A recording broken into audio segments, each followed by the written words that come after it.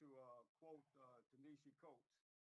He said 250 years of slavery, 90 years of Jim Crow, 60 years of separate but equal, 35 years of racist housing policy. And he says, until we reckon with the moral debt, America will never be whole. Why do we need reparations? Well, when you look at the financial institutions, let's go and look at Chase. Chase is one of the people who have benefited from the sale of slaves as collateral. Let's not stop there. Let's look at Aetna. Aetna benefited and still going strong. Wachovia. Why do we need reparations? We need reparations simply because when we look at when John Conyers had initiated the idea for HR 40, for example, he initiated that. It's 30 years removed, and they're still trying to figure out why is it that everybody else can receive reparations and we always have to be put to the test, placed on the table, under the microscope, and examined. Here is the other thing we must consider. The Japanese, when they dropped the bomb on Pearl Harbor, and the United States had to bring them into camps, they received reparations. The Native American, indigenous people, whose land the Europeans stole, ends up, the European had to turn around and pay them reparations. Now we're 40 million strong. When we started the country, it was like 20. Exponentially, when they let slavery end, it was like 4 million. And then they turned them out after they used. I'm like Frederick Douglass. We don't need to ask, we need to demand. Why? We have things that we have children, we need education, we've been disenfranchised, we have been disinherited. Now, if we dance over this softly and do not demand what is rightfully ours, then we will continue on and it'll be a cycle, a pattern, a generation. We move from what? Slavery to what? Reconstruction. Then the Black Codes. And then we move out to Jim Crow. Then we move into the civil rights. And now we're in mass incarceration. What is this game that they use African Americans as pawns on the table of life? The great God himself didn't set this up and design this like this, because each one of us is created in something like the Imago Dei, and that's the truth of the matter. We don't need to dance when they're shooting down our Black men in the streets. We don't need to smile when they put the knee on the back of the neck of one of our Black men. We need to speak up because of no-knock warrants. What is this thing against melanated people? I believe we need reparations because the country that you and I live in, they do not treat us like citizens. And if they want respect, they have to respect us. And the only way it seems that they're gonna respect us is if we demand and work through the courts. It's a shame when the United Nations see that African Americans meet all 9 principles of considered to be where a group of people should receive reparations. That's pretty sad. The other sad thing about it is when you have to go to an international court of law. So what is it that they're not seeing that 40 million strong are seeing? And at this point, I yield. But like Ta-Nehisi Coates, I'll summarize it again. 250 years of slavery, 90 years of Jim Crow, 60 years of separate but equal, 35 years of racist housing policy. And he says, until we reckon with the moral debts, America will never be whole. Like George Floyd, get your knee off our neck. Thank you, and I yield.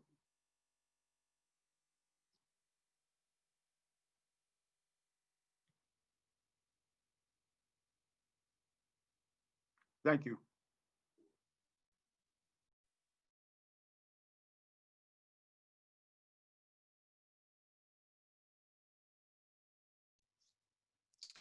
And we have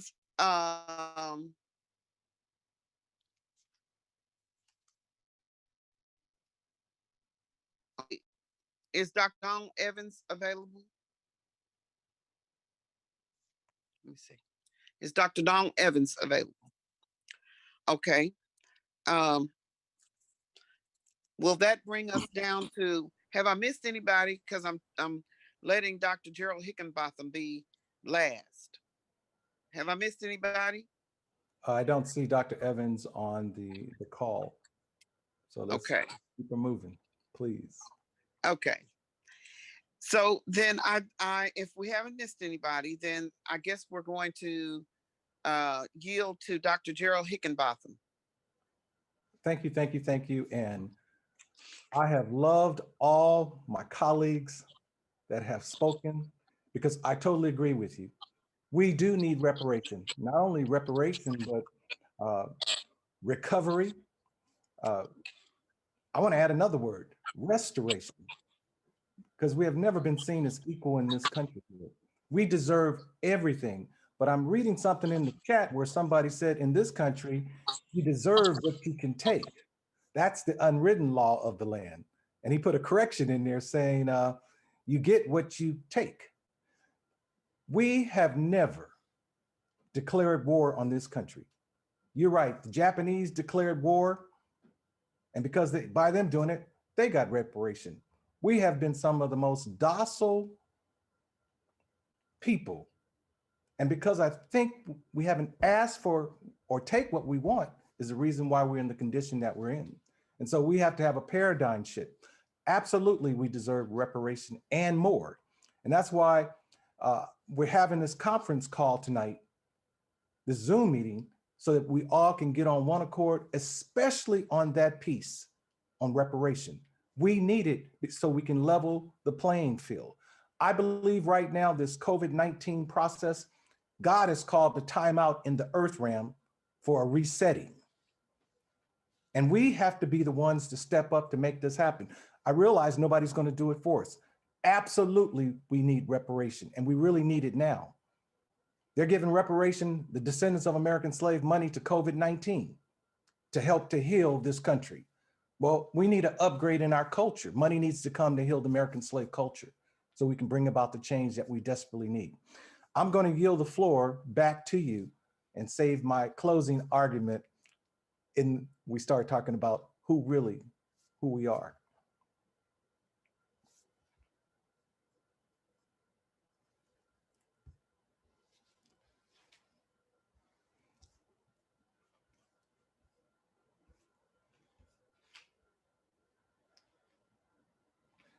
We can't hear you. That mute button. Okay. We're so thankful and grateful for everyone that has spoken. Is there anyone on the panel that has something to say? There's 3 minutes. 3 minutes. Dr. G gave 3 minutes. And this is if you have something else you want to say on the reparations, now would be the time to do it. 3 minutes, and then we're going to move to questions if we have any. Give me a note at the bottom and let me know if we have any questions in the audience. I wanted to yield my 3 minutes to John Cheeks because he hadn't finished what he was saying. Yes, okay. Well, thank you, Dr. Higginbotham. I also want to bring up one other concern. We are in the era, we have left the era of civil rights. We are in the era now of civil compensation. Any candidate or incumbent who's in office, whether it's the president of the United States or the mayor of a large city or small town, they are going to have to address the injuries of the North American slavery system, whether it's through compensation and benefits or restitution for descendants of enslaved Americans. We have been voting long and wrong for the wrong type of individuals. We must push for whoever that's running for office or seeking office. We must ask them to move forward in the civil compensation agenda. And when I say civil compensation, you know what it is: reparations, recovery, or all of the above combined. Economic justice is what the younger population calls it. And economic justice is a very serious and detailed request. And if they say no, then we need to back out of supporting them. I'm running openly in Washington, D.C. for economic justice, reparations, recovery, all of the above, openly. I have no embarrassment about my lineage. I'm very proud. My family originated out of the South. My mother is from St. Landry Parish in Louisiana. My father, Lester Cheeks, is from Missouri, St. Louis. So I understand our Black American issues. I'm not here to get into the seat and want to stay there for another 30 years and do nothing. I just need 3 terms, that's 6 years, to bring forth the recovery of wealth. I am sworn to do that. That's why I'm on this meeting of the minds with you all, because we are all like-minded people. We know that the injury exists, and we also know that we have to do something about it now. We can't wait. We can't wait for anyone to do something or to say something. We have to take our proper place and our proper seat within this political spectrum that's running this country right now. We can't allow, just because a person is Black, oh, don't say anything about reparations, he may not win. Well, I speak it. I speak it to my white European neighbors. I speak it to my white European voters. If you want to save taxes and reduce certain public funded programs, then pay for the injuries of the North American slavery system. That goes to who? The descendants of enslaved Americans. You won't have to worry about them asking for you to pay into a dysfunctional housing program. We're going to give them their money straight to them. We're not going to give it to churches. We're not going to give it to any other organizations to tell them or to monitor what they're doing, but we are going to educate them and tell them how to spend, what to buy. You will need a home in this life. You can't use all of your money to go and rent an apartment. Apartment rentals are over.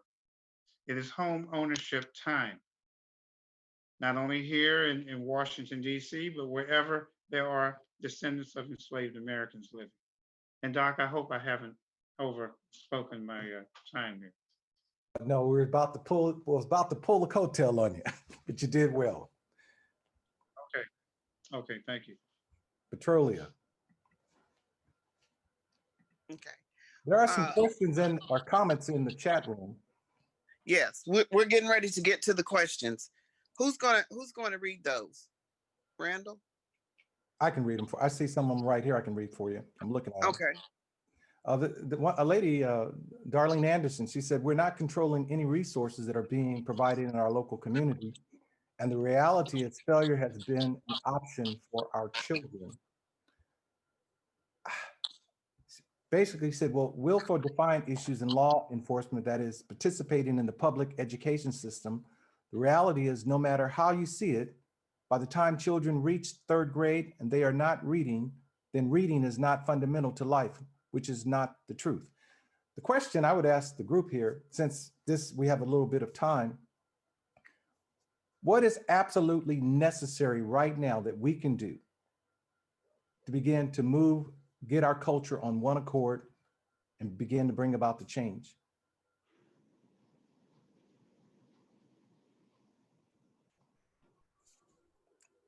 That's a clarifying question that Dr. Higginbotham, are you talking about to move the needle on reparations? On reparation, yes. Oh, okay. I mean, for me, I'll take an initial stab, but I mean, I think for me is we have to educate our people as to what reparations means. If we're receiving compensation for a legal wrong that has occurred to our people, to the point that was made earlier, we don't just give people money and say, there, have at it, you're free. That's not what reparations is. What reparations is You're given compensation for what you've lost, but you use that compensation for wealth building, to find your niche in a country that has historically excluded you and your ancestors because of de jure and de facto discrimination. And so, educate our people on what reparations is, and educate ourselves on carving out our own wealth gap. We don't need to have trickle down economics. We need to have black up economics. That's, to me, that's how we get the conversation started. And I'll yield. Thank you.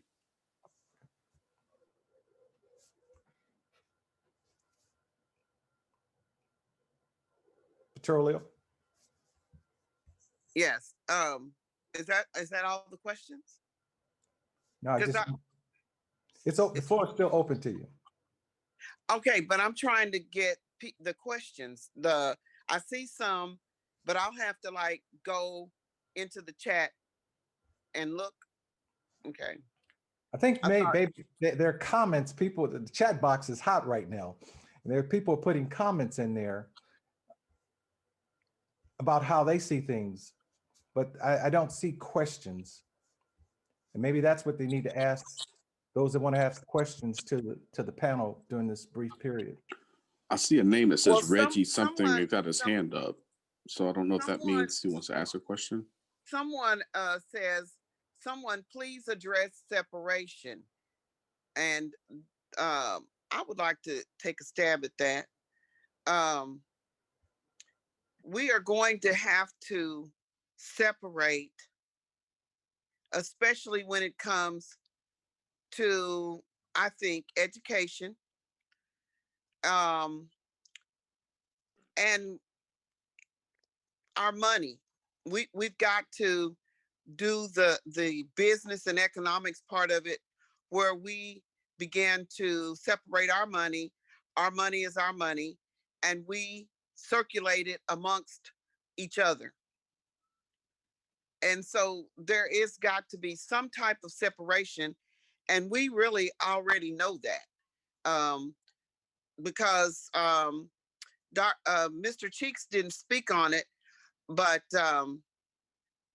what comes to my mind is something that he told me about our being able to get some type of, what's the word, starts with a T, tariff, some type of tariff off of inventions that our people have made.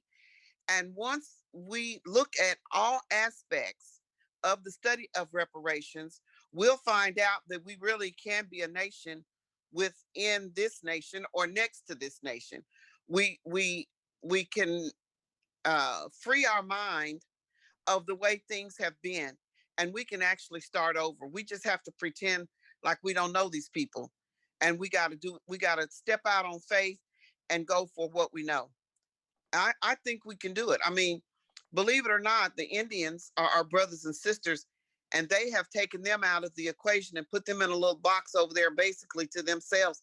But they're our brothers and sisters. I don't mean cousins and distant. I'm talking about they're our brothers and sisters, but they've taken them away from us, and their income could be part of our income as well. You know? There is a question in the chat box from Edward. He said, what consequences will be imposed on this country if this country refuses to pay their debt to us? Great question. Dr. Higginbotham, I think from my perspective, and I don't want to take up the whole conversation, but, you know, we televised the revolution. What we've seen over the last 3 months, just with the protests for racial injustice around Breonna Taylor and George Floyd and Ahmaud Arbery. I mean, outside of COVID, it brought this country to its knees. You had police officers kneeling with protesters saying, I'm sorry for what happened. I think that recognition and putting that revolution on full display will get people thinking, you know, maybe it is time we have this serious conversation. When you look at like the Kerner Commission report from the 1960s, that was a response to the Watts riots and the civil unrest of the 1960s. So when you, to quote the Art of War, when you fight an enemy who has nothing to lose and you stand to lose everything, then the other party has to listen. because technically we don't really have anything to lose. I mean, yes, everybody on here has worked hard, has procured things for their family and for themselves. But when you look at it from a freedom perspective, what do we have to lose if we've been subject to all to discrimination and hatred our whole life? If I could just add to that question, uh, or that answer, I should say. We do not control a army inside of this country. We have certain members of our ethnic population who are part of the military, Defense Intelligence Agency, police, law enforcement organizations, and of course, in our case, right at this very moment, it'll be hard for us to start any type of revolutionary war without uh, this country creating another germicide effect to extinguish some of us again. We would have a lot to lose. This country owes us. They owe us dearly. They owe us not only financially, but they owe us with any means of benefits that one can imagine. And for the most part, cash payouts with some sort of learning mechanism, such as financial literacy, to go with the descendants of enslaved Americans. I'm not opposed to that. I mean, I think it's a rather great thing. After all, the economy is going to spur. We're going to have a robust type of lifestyle. Prosperity will kick in. Crime will go down. You know, I've sold them on all of those items that they are often wondering about right now. And as you can see, the Confederate statues are coming down around this entire country. The last one to come down is Robert E. Lee in Virginia, in Richmond. That's been a real prize for my organization. The judge ruled on it yesterday that it's to come down. Now, the Monument Society and the Sons and Daughters of Confederate militia members, they asked for an appeal. They got their appeal.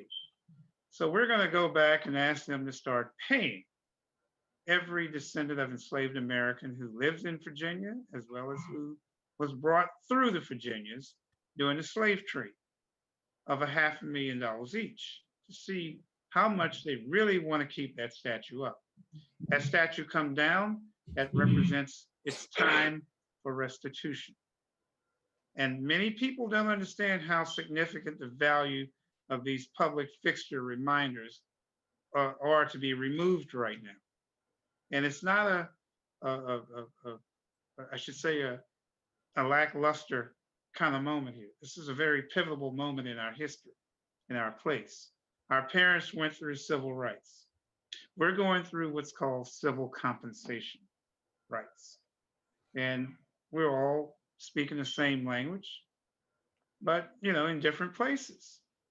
So no, we don't need to start a revolutionary war. We don't need it at all. The money's on the table right now. I would like to chime in on the topic of education. I would assume that everybody would agree that the Negro has been miseducated far too long. Yes. And many of our people, and this is not a put down, this is just a fact, do not know or understand or comprehend how to be critical thinkers, especially when it comes to understanding politics, policy, bills, ordinances, legislation, what Brother Cheeks is talking about in terms of civil compensation. A lot of these terminologies are not understood by the masses. When it comes to discussion of police brutality, police abuse,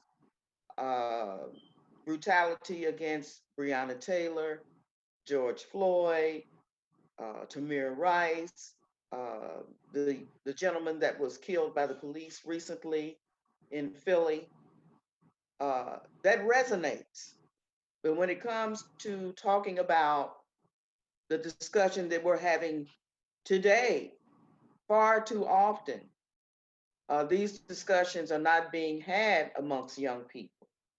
They will galvanize around issues of police brutality, but will not galvanize, or I should say, better say, maybe don't understand exactly how to galvanize around issues of civil compensation, economic justice. They are very comfortable with discussion of police reform, but when you discuss community reform, economic reform, it's basically a dead end conversation. And also, many of our political leaders, I think, fall short of the full understanding of what the reparations movement is all about. We can't even agree on who we are. And I'm not going to jump the gun on the next question, but that should be the first question that we galvanize around, because for 400 years, this has been the quintessential issue: who we are and our rightful birthplace in America. So I digress a little bit, but getting back to education. And I understand some of the concerns about separation versus integration, because in many ways, integration hurt us and separated us again from our families, our communities, our neighborhoods that we so comfortably began to enjoy during segregation. The Montgomery bus boycott. Instead of us endeavoring to own the bus company, we were more so concerned with the social justice aspect as opposed to the economic justice aspect. And that is why education is so important. This Renaissance plan, written by Dr. Nora Shelton in several books, America's Little Black Book, that lays it all out historically as to why we are in the economic desperation that we are in today. And then he follows up with COVID-19 that even more clarifies what the issues are. But we've got to get our people back to reading. We've got to get America back to reading. We've got to properly educate our children, not only in the public school system, but the private school systems as well. So yes, we need to take our children back in terms of properly teaching them not only who they are, but where they are in America, and why it's important to understand their rightful place in America. And that cannot be done without reparations. That cannot be done without legislation. And I'm so hopeful that Brother Cheeks will be able to achieve his goal in winning his seat in DC. It really doesn't matter whether we call it reparations or recovery. The bottom line is that we all agree that it's a necessary thing, and we cannot wait. As he said, we can no longer wait. We've waited long enough. But right now, I'm going to wait, and I'm going to yield my place because I'm anxious to get to the next question. Thank you. I yield the floor. Back to you, Petrolia. Just, Thank you. I would like to say something, and You have about 1 the- minute because we're getting ready to go to break, and I wanted to say something. Go ahead. okay, I'll yield to you. Okay. No, Sort of. go ahead. If you can do it in a minute. As the okay, 1 minute. What you talk about a revolutionary type war? No, that's not what we're asking for. What we're trying to do is create the dialogue after they do this impact study and actually get due diligence, justice, which is economic compensation. But that is not like a cash payment payout. There are many ways you can spend this money. One would be in the educational system to ensure that we get a curriculum to teach African American history all through from sixth grade all the way up to K-12. I mean, you got HBCUs out there.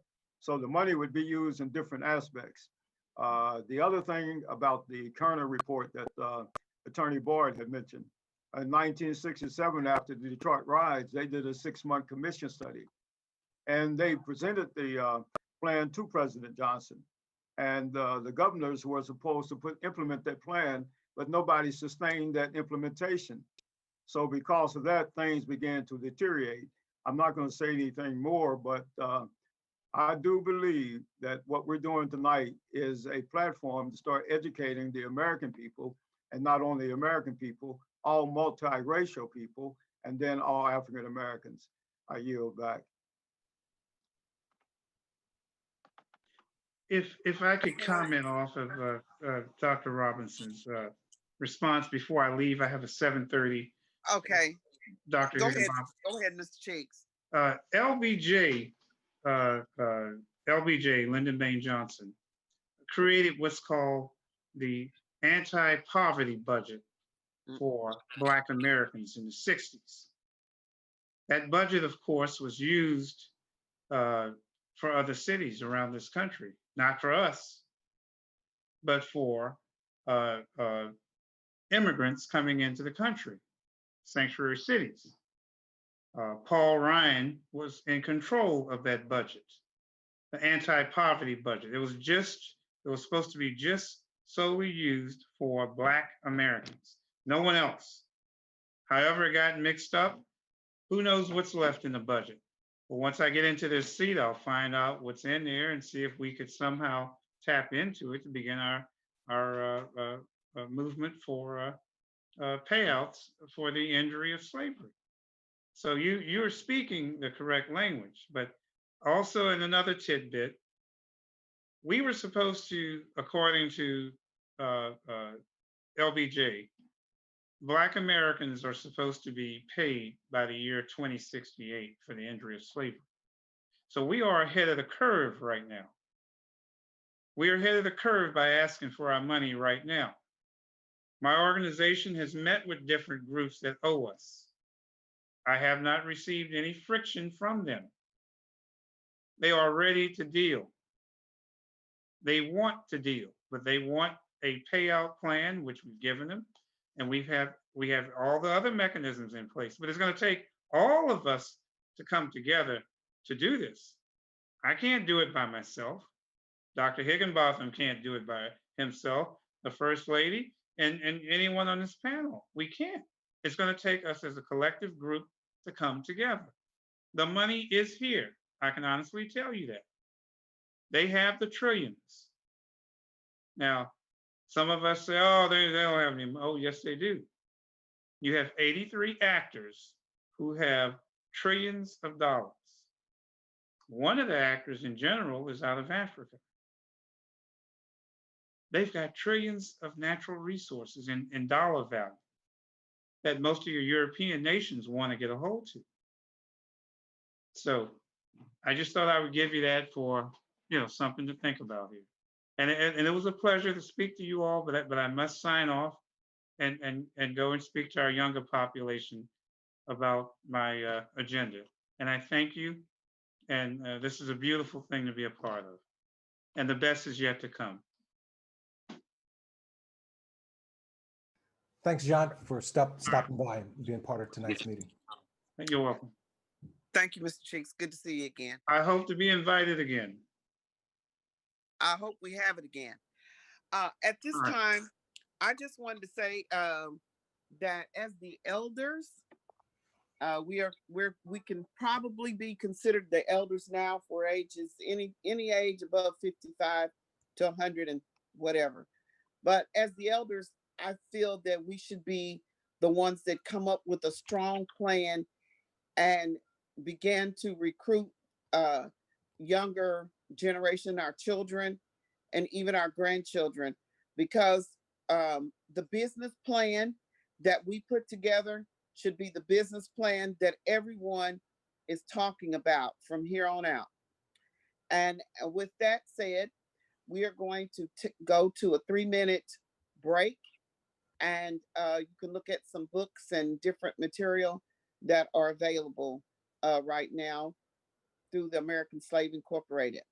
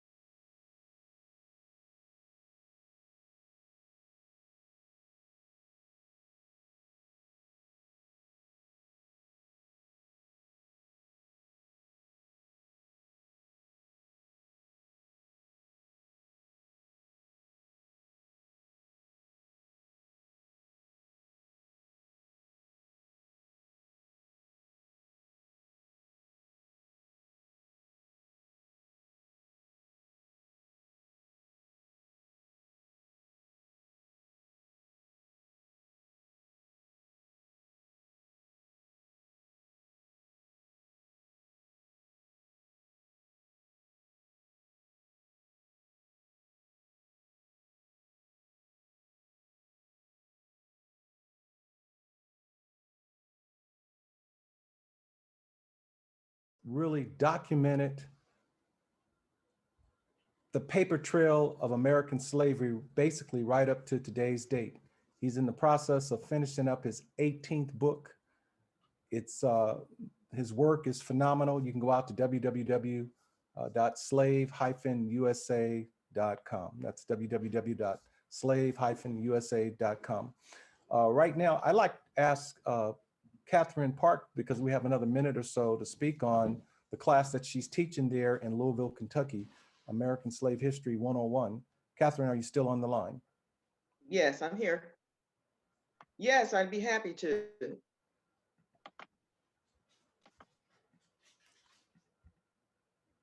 The course Can't was hear launched. you. Can you hear me now? Can you hear me? Still can't hear you. Turn on your speaker.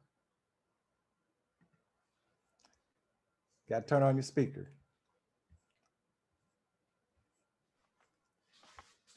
I know what happened. Hold on for a second. Let me see here. What is happening? Not me. Try it now. Kathleen Parks. Can you hear me now? Can you hear me now? I can hear her, Captain G. I can hear her too. Can you hear me, Captain G? He's got me muted on his end. I'll I'll tell him to unmute himself. Yes, please.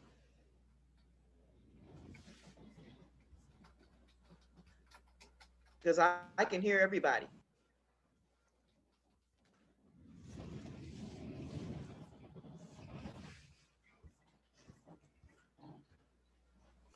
Can hear you, Kathleen. Can you hear me now? I hear you now. Why don't you Great. tell us about what you're doing out there in Louisville, making history with American Slave History 101 being taught? Well, it's totally awesome. It's totally exciting. It's a wonderful honor and a privilege to be able to launch this historical landmark academy, the very first American Slave History Inaugural Academy 2020, funded by the Community Foundation of Louisville, supported by Bellarmine University, supported by many individuals who are concerned about the American slave culture. Dr. Norris Shelton asked me to launch this course. He has spoken about it in his last two books, COVID-19, and his previous book prior to that, American Slave History 101. And so we finally got it off the ground. We've got some great participants that are in the academy. Many of you are on the call with us this evening, and I applaud you for being on this call. You're probably going to get some extra credit too, some extra points for participating. I guess I'll throw that out there. Congratulations to you. But the course is going well. We're about to embark on our fourth upcoming class that's going to come up Monday after next. The course we're off class this coming Monday because that's the day before Election Day and everybody wants to get out to vote. Whether they're Republican or Democrat or independent, everybody wants to support their candidate, whether it be the President of the United States or it be a new senator. As you well know, there is a very contentious race between Senator Mitch McConnell and Amy McGrath. But at any rate, the class is off and running. The academy is off and running. We're very happy about it. This is the first one. It won't be the last. And so Dr. Gerald Higginbotham is going to be coming on, and he's going to be a guest speaker coming up November the 23rd, I believe.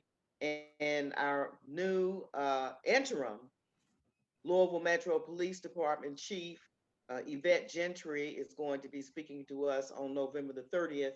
And Dr. Norris Shelton will be coming on, and he's going to be speaking to us on November the 16th. And so if you're interested in sitting in on the academy, it's too late to enroll because we're already off and running. But if you'd like to sit in on the academy just to kind of get a taste and a feel for what it's all about, you can check me out in the chat room, and I will get back with you ASAP and get you connected on the next schedule of the class. And if you'd like to sit in, you're perfectly welcome to do so. But it's a great academy course, and it's based on the books again by Dr. Norris Shelton, his Renaissance Plan, COVID-19 Windfall, America's Little Black Book, just to name a few. But we are having a wonderful time. Thank you, And Kathleen. reading is the key. Thank you so much. I yield back to you, Dr. G. And Petrolio, we Yeah. have 45 minutes left in this session. I'm yielding And the floor we're- back to you. All right. Okay, welcome back. We're going to delve into our second question. And so we'll get right to it. I do think that we do have enough time to give everyone at least 3 minutes. And so here's the question. Who are we? And what name Can we call ourselves to describe our position in America and in the world? Who are we? And what name can we call ourselves or identify ourselves with to describe our position in America and the world? Uh, would you like to go first, Miss Kathleen, First Lady Kathleen? Because Mr. Cheeks is gone. All right. Yes, I would love to. Thank you. The identity piece is the most significant and most important piece. First of all, we are not legitimately African American. Why do I say that? African Americans are those individuals who come to America from the continent of Africa, and they are certified through the National Immigration System, or I should say International Immigration System. Many African Americans live in our country, and they are viable citizens, and they contribute to our tax base. Wonderful people. But we are not African Americans.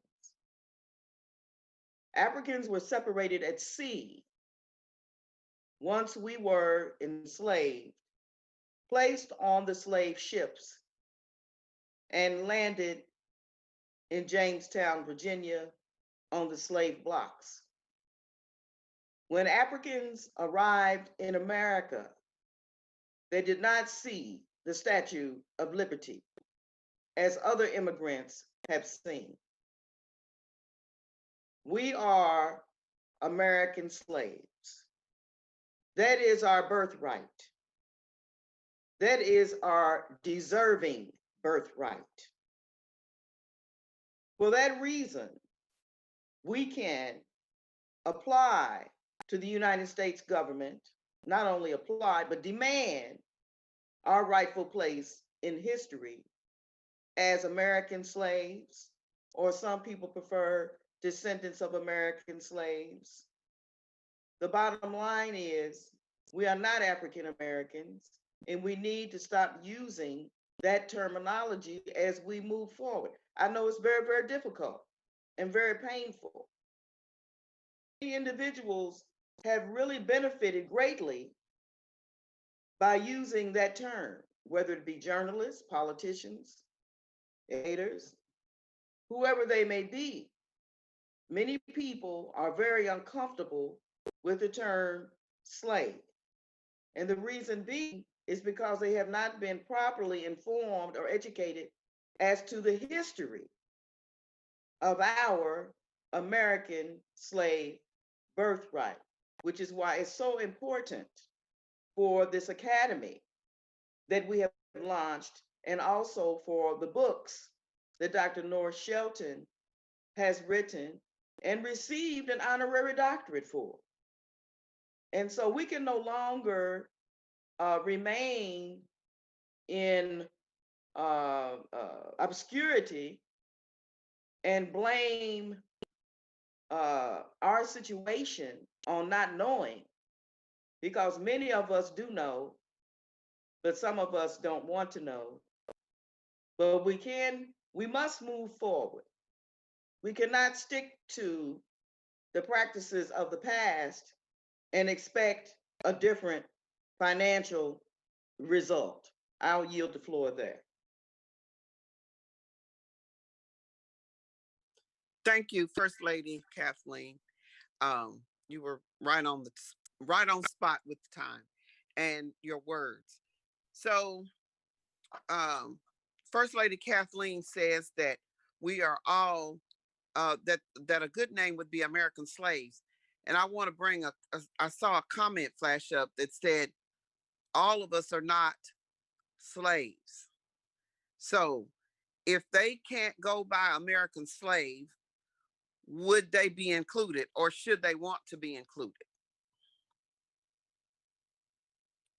Yes, First Lady Kathleen. Let me see.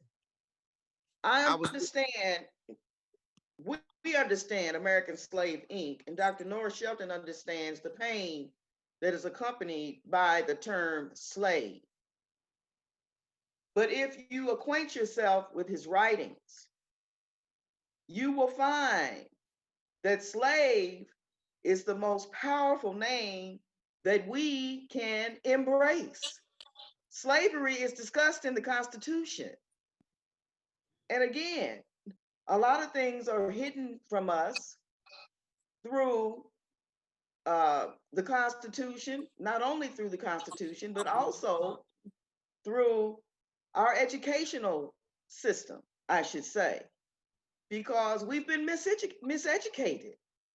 We don't really know or really understand who we are. We don't know whether we're colored, whether we're Black. The journalists don't help us. They just say Black and brown communities. We get hoodwinked when it comes to contracts for business. They'll say you get a certain percentage of these minority contracts.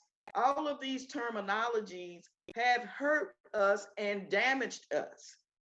And until we come together in a united front and say, united, that we are true descendants of American slaves, we will continue to drown in the politics of the terminology of African Americans, which we don't own anyway.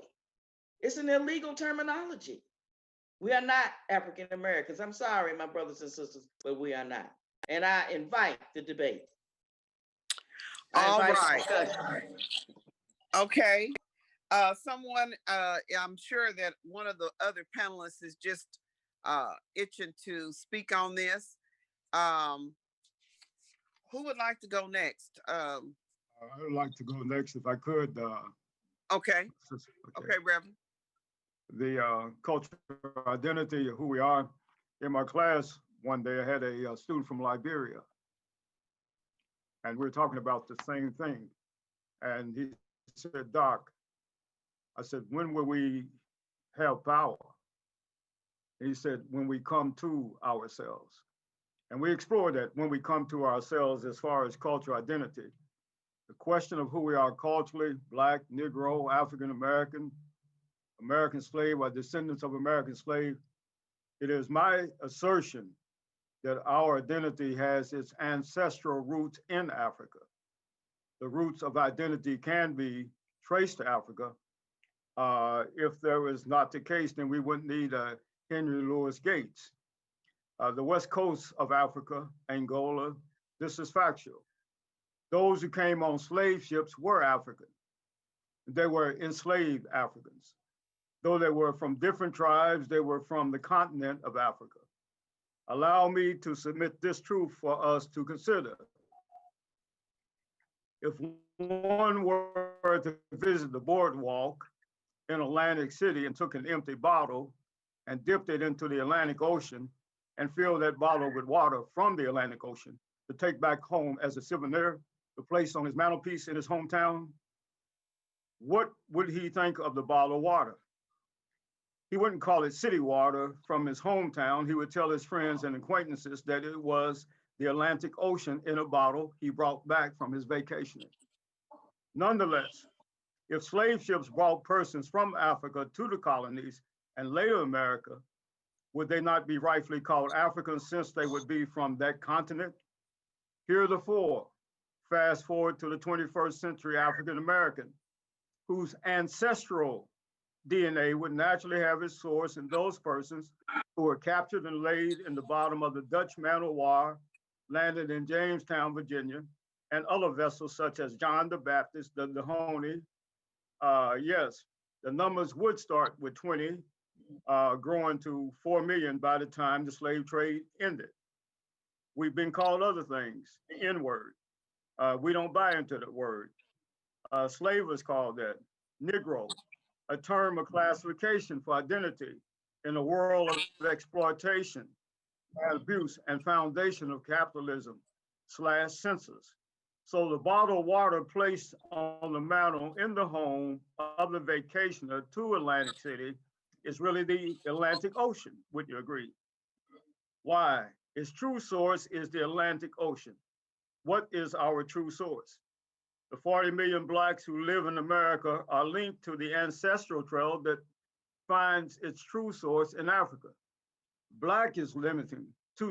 It's not a strong enough word, a powerful enough word. It's an identity marker, yes. But actually, every school girl and boy knows it's one of the colors found in the crayon box. A marker, identifier, glorified by vicious profiteers of the slave trade. A color made to exemplify ugliness, lesser than unworthy dark. The way that term reaches its glory moments is in the 1960s. It becomes a political statement, a mantra to give heightened platform to Black self-esteem, Black power, I'm Black and proud, and much more. Yes, we use the words of the oppressor and turn the coded negativity of Black into a metaphor and symbolism which was positive. That is good. But what is our true nature? And what is the power and essence of that nature in a world of white supremacy? And why would we allow our oppressor to dehumanize us in such a way as to take away who we really are? Furthermore, as we journey through this lexicon seeking cultural identity, one might consider himself an American slave in the 21st century. But truly, that would be allowing the oppressor to have continual dominance over you and your consciousness. To think of yourself as a slave is to reduce your mental and psychological capacity. Have you not laid bare your nature to rebel and given up easily? But you yourself have allowed yourself to think of yourself as an American who lives in America and resign yourself to being a slave, an American slave. I'm coming to an end. Nonetheless, the essence of your soul's DNA is linked to whoever was on one of those slave ships sailing across America to the colonies. I'm gonna skip this and I'm gonna go to my close. I think Malcolm X was right. We do not need to be hoodwinked and bamboozled. If a Japanese who has been born in America, he's called Japanese America. Italians who have been born in America are called Italian Americans. Natives who were indigenous to America are called Native Americans.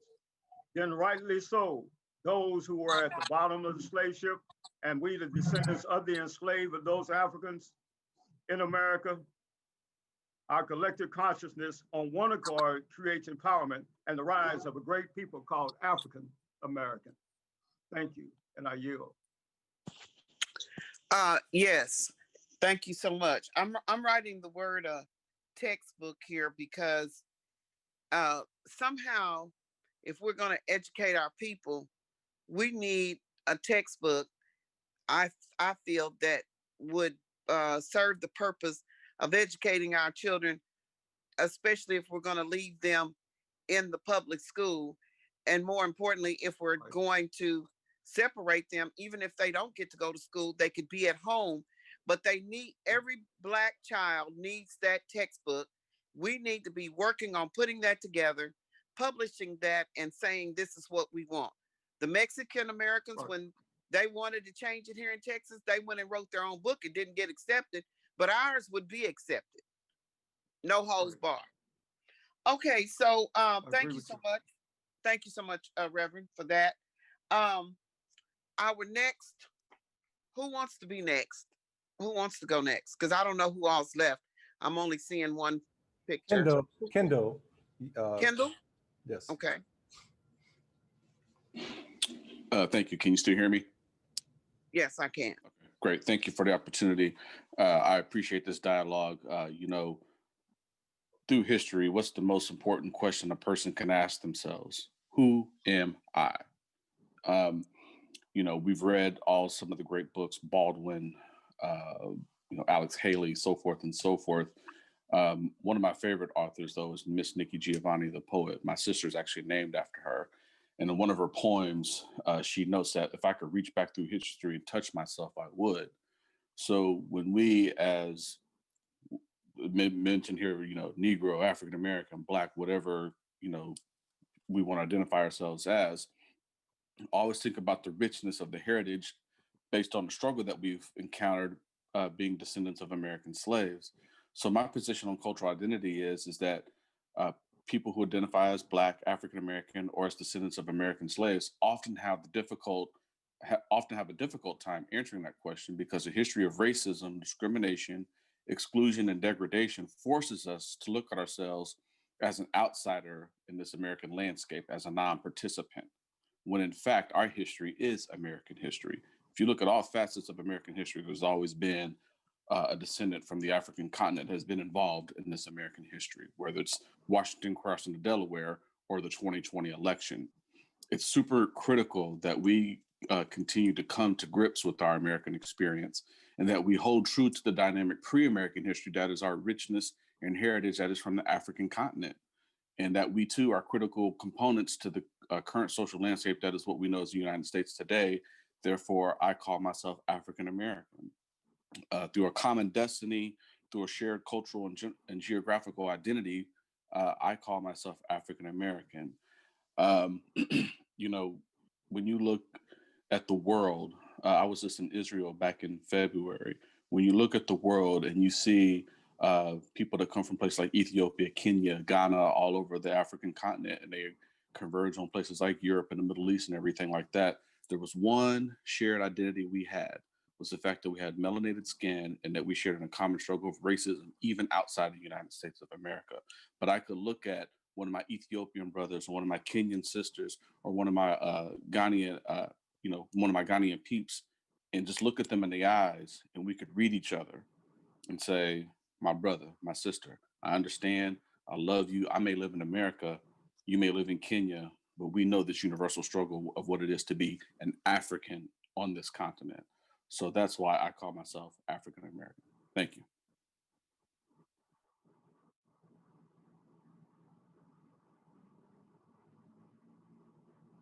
Mr. Cheeks is gone, but he had some good information that he could have shared on that. And if I think of it again, it slipped my mind just that quick.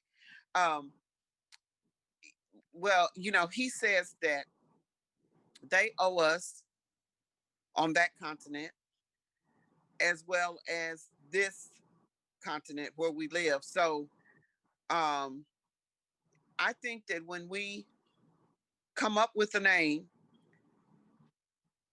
it's going to distinguish us, which is also going to be part of our separation. There's nothing wrong with separating the parts of the whole to study them. And right now, it's our time to be studied, recognized, and paid. Okay.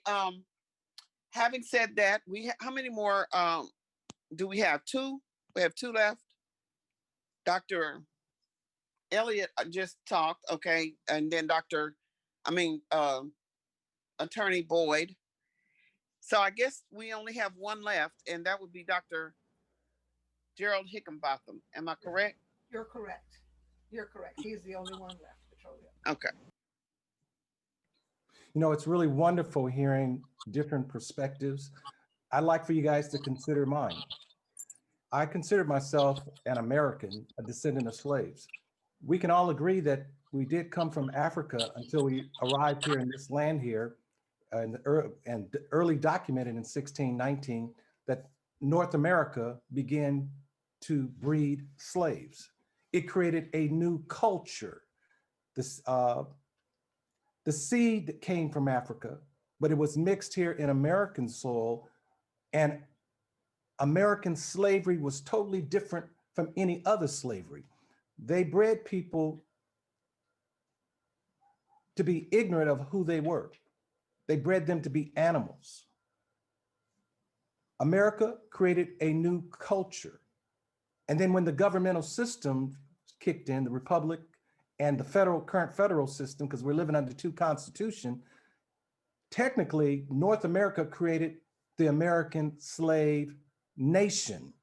There's over 21 million descendants of American slaves living presently here in the United States.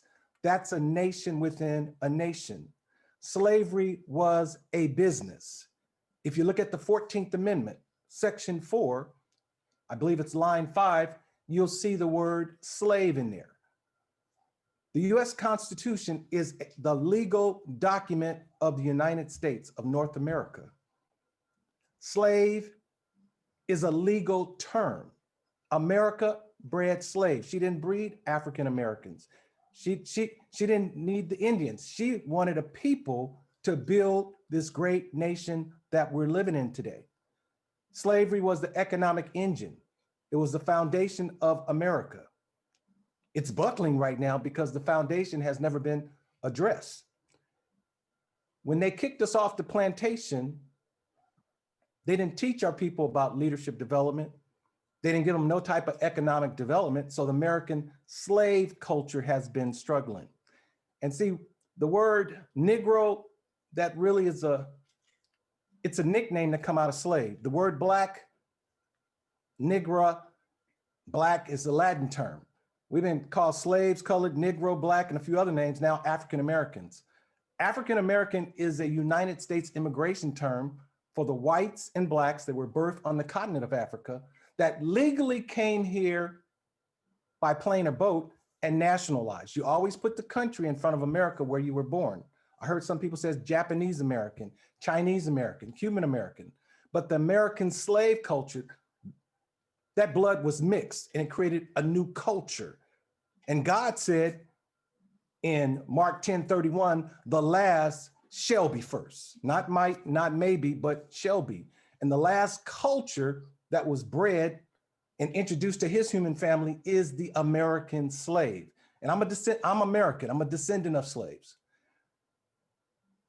We technically own this country. It's about birthrights. America's had no other child that she bred but the slave to build this nation. It's about birthplace and it's about birthrights. And everyone is coming to America to steal our birthrights. When they brought the people here, the captured, enslaved people, they brought them here by force, not by choice. So that makes them non-immigrants. Everybody else to come here, they came willingly. That makes them immigrants. So it's technically two groups of people, immigrants and non-immigrants. But the culture that was bred here are America's firstborn. And she's had no other child but the slaves. And she's been a deadbeat parent to her firstborn and to her descendants. The American slave culture has not had leadership. We weren't taught how cultures work, how they are created. And so we've been struggling. And I believe God has called a timeout right now for his people to begin to wake up and understand really who we are. Yes, we are spiritual beings. We possess souls. We live in physical bodies. But how the world system work is cultures. And the American slave culture, it is their turn and it's their time. And as we begin to learn about this new birth, the birth of our thought about we are Americans. And we have to learn now how to do business because we've been doing business. In this country here, when you do business, you got to, especially with the federal government, you have to dot every I and cross every T. We have not owned anything or produced anything because our ancestors were the product sold in that corporate America arena. But now as we learn about who we are, and we begin to teach the descendants of American slaves of how to do culture business and teach them how to enter into mainstream America, we can really begin to empower our community and uplift the American slave culture. Because see, our ancestors, many of them, they died. I know they were praying one day that we wake up. And here's the other thing that this culture did not want us to understand about birthrights. They wanted to keep us ignorant, and slavery was a crime against humanity. And that debt is still owed. That's why I said reparation, restoration, it is available and due to the descendants of American slaves. And so I'm yielding the time back to that I have left back to you, Petrolia. Thank you so much. I was hoping that you would go ahead. I told Randall to let you have a couple more minutes. So we have finished the debate. There's no one else on the debate team. And we said that the last, we'd have about 12 minutes to where we could take questions. Dr. G, do you want to open up the mic for the people to ask their question, raise their hand, ask a question, or how would you like to do that? Yeah, we can For do 12 that. minutes. I see there's a question in here. You are what you call yourself. Only a slave will call themselves. And I want to deal with, because I want to address that specifically. A slave, the youth will never rally around because associated with the identity themselves as slave. This Joshua generation is not going to call themselves slaves. Many of us are Native Americans and African Americans. There used to be a whole lot of jet black Native American. America need black people. Black people do not need American. Well, let me share this with you. The color black is a description. It's an adjective. It's not a culture. It's not a nationality. It's not a race. It's not a religion. It's an adjective. It's a nickname that come out of the word Negro, which come out of the word surname slave. Let me tell you something, what I have done, because see, the word of God says, whatever that you bind on earth shall be bound in heaven, and whatever that you loose on earth shall be loose in heaven. I have copyrighted the name slave. See, when you copyright something, you now control it, you own it, you can redefine the narrative. And so we have, personally, I've redefined the word slave. The letter S means that we're saved, sanctified, set apart, we're special, we're successful. The letter L means we're leaders, we're learners, we're lovers. The letter A means we're awesome, we're anointed, we're appointed, we're achievers, we're admired. The letter V means we're vivacious, we're victorious, we're victors, not victim. The letter E means we excel, we're excellent, we're exuberant. We are the doers. And so that's the new narrative for the 21st century. And here's the thing that we also got to understand when it comes to this country here. There's 21 million descendants of American slaves. That's a nation within a nation that's beginning to wake up. And as we wake up, we will claim our rightful inheritance, the birthrights, the birthplace, because we were born here in this country, not in Africa. I know no other country but America. And I understand how it operates. It's a capitalistic society where you have to learn how to do business and not business. And we were not taught how to do that because our ancestors were so afraid and scared of what transpired here. And the word slave, when they made it a crime, they tried to do everything they could to keep us from really discovering who we are and what we own as the descendants of American slaves. I yield the floor back to you.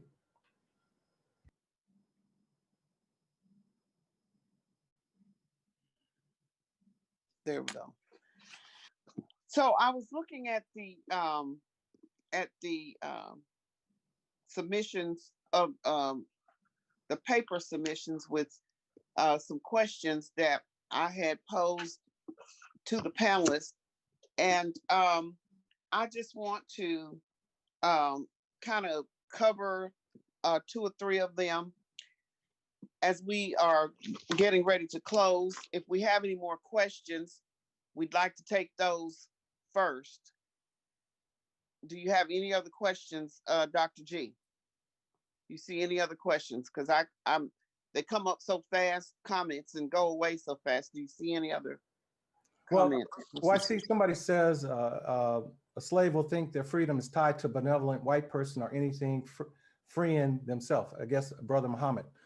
The key thing that we have to understand, we've always been seen as property, even still today, as property. It's only through self-determinism, us being willing to reclaim ourselves, we being the property, can we be able to exit this matrix system through a nation state, the American slave nation. And I'll just leave that out there because someday we'll talk about it.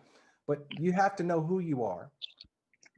Me personally calling myself a descendant of American slave, I'm honoring my ancestors that helped build this country, the legacy that what they did here.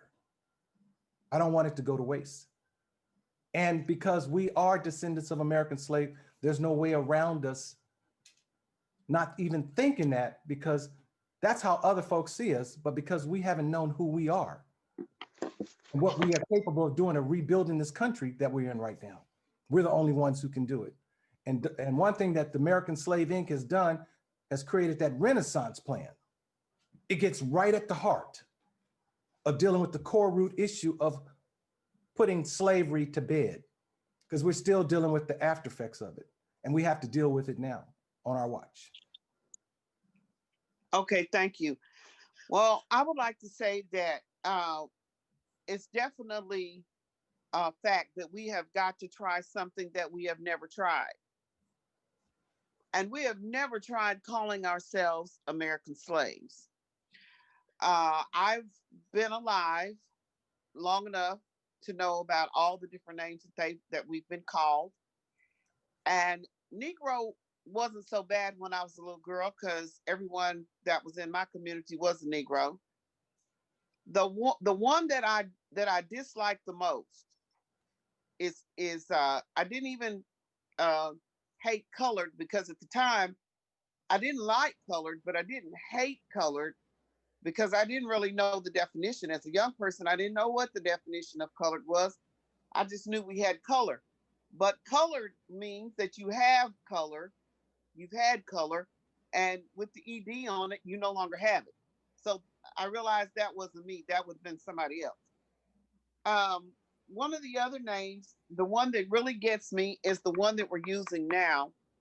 And they think that they're slick because they're calling us people of color, which allows Kamala Harris, um, immigrants that are melanated. They are all trying to get in under people of color.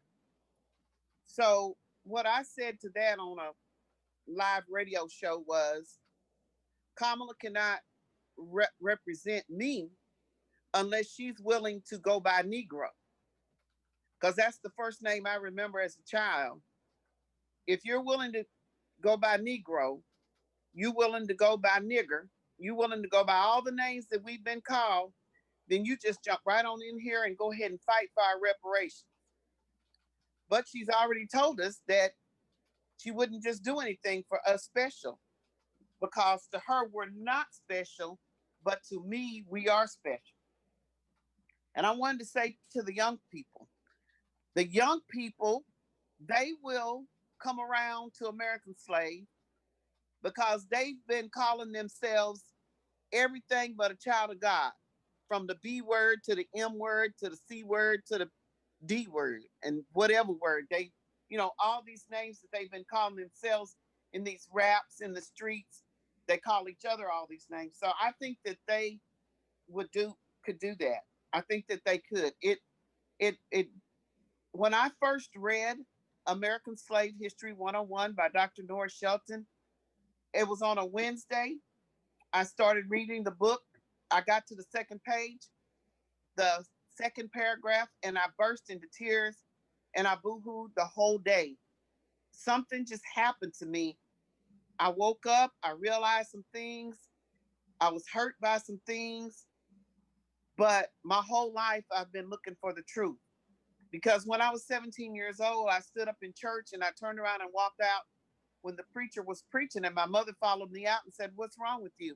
And I said, "Mama," I said, "I've been reading the Bible since I was a little girl, and I can tell you right now, that's not what God is wanting us to know. God is wanting us to unite.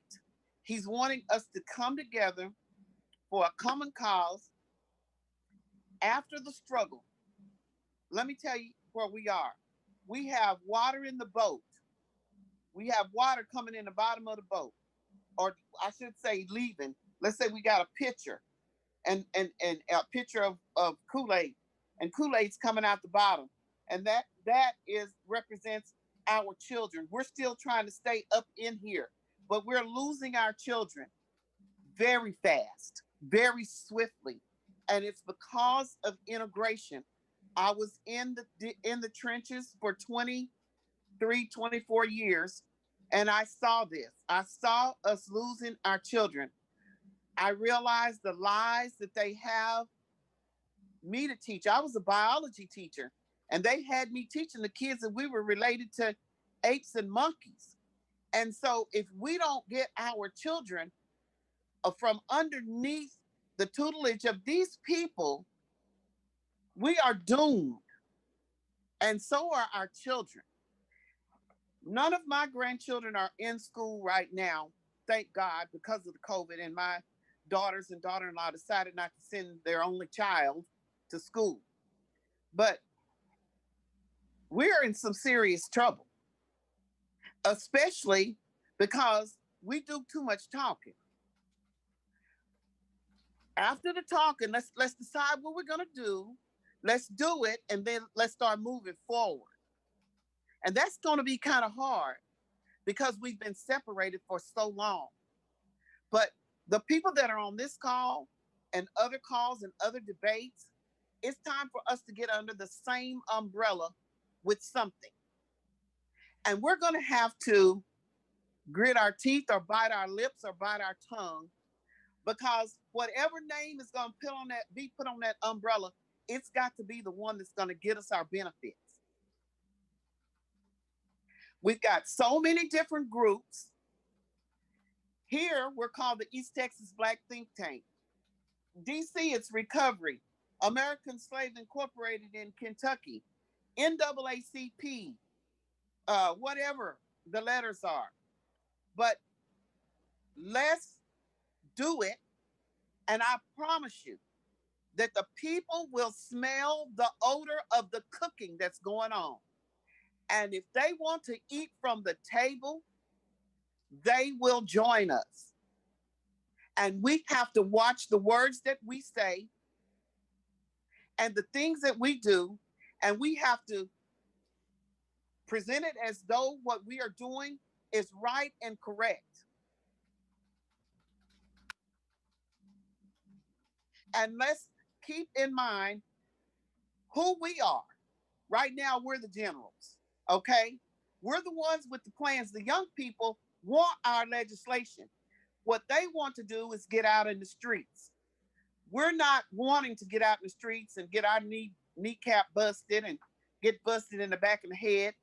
And I wish a lot of them would come in. A lot of them would once we present this to them. And that last question was, how are you?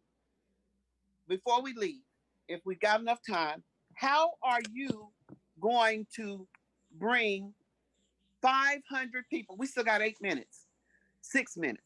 How are you going to bring your 500 people that I asked you about? You know, what can you do to bring 500 people into the fold? And we don't just mean old people. We need every age. Now, what I did was I signed up, and I'll get it while somebody else is talking, but I made up a little yellow card with black letters on it. And 2 years ago, I started asking people, I asked them, I put 7 things at the top of it, had them to read it, and asked them, would they join us? Would they join the East Texas Black Think Tank? Because we need to talk more, but we're going to have to do some of this, what we're doing, we're going to have to do some of it off of these Zoom meetings because they're recorded. And we can't tell them everything that we're doing. I mean, we can't say everything. That's just, you don't give the enemy your plan. But we have to have a business plan that can include all of us whenever we wake up. Because everybody's not woke yet, but God and Mother Earth are doing her part, I guarantee you. So we have about 6 minutes. Let me see what time. We have about, well, we have, because I want to stop at 7:28. We have 4 minutes. Right. And if anybody wants to say something. I do want to say something. Let me tell you what we've done so far. We've had the people, because of the 2020 census, to begin to put down American slave as a class, so that there's $500 billion that has been set aside that will be going back to the cultures. And so the American slave culture, we're now waiting to see how many numbers uh, that came in. I don't care if it's 1,000 or 2,000, the American slave culture now will be properly recognized, and we can now be able to get put on the United States tax rolls, because the dollars that the descendants of American slaves are paying in taxes are not coming back to our communities. It's going out to other communities. And so we have not been properly recognized in the past. So that's one of the things that we're doing so that we can be able to get the tax dollars coming back to us. Kendall was on the line here. He's going to issue a bill in Louisville, Kentucky next year to write the descendants of American slaves in on the tax roll so we can start getting the tax dollars back, because the money has not been coming back to our community. I'm going to say these two things and then I'm done. Can we leave on a united front?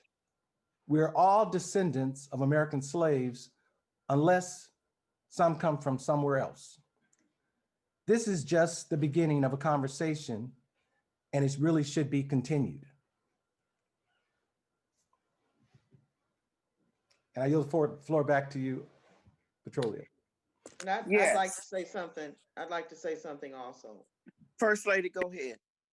In your respective cities and states, I would suggest, if you are an educator or if you know educators, or if you would be willing to lobby your public schools, your private schools, to demand that American slave history be not African American history, American slave history that discusses our cultural birthright in America, as Dr. Higginbotham has so eloquently articulated.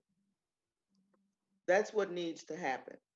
We've got to start educating our people from our historical perspective in our historical American birthright. That's not to negate Africa. I've been to the continent of Africa twice. I've been to the slave castles. I know exactly what occurred. But once we got to America, we became Americans. That was very difficult for me to grasp at first as well. And on my birth certificate, it says colored. And I never really understood it. However, once I was able to delve into Dr. Norris Shelton's books, and I would invite all of you to start reading his books. It will open up your minds. It will bring you to the awakening stage of enlightenment as to who you are, an American slave, a descendant of American slave. And you will embrace it, and you will be proud, and your children will be proud. Thank you so much for this opportunity to share with you this evening. It's written in our DNA who we are. Our DNA is very precious, and others want it. They want to study our DNA. That's why they kill us and take our body parts and tell us all kinds of things. I'm a biologist. I have a pretty good idea of what they're doing. But because we have the same DNA, keep in mind, no one else is like us. The African people who have not had the Caucasian or any other blood in their DNA, mixed with their DNA, are considered 100% human. We can't be considered 100% human because if we have mixed DNA, but we definitely have more than the ones that mixed us. So I believe that we are the new man that it talked about in the Bible. And having said that,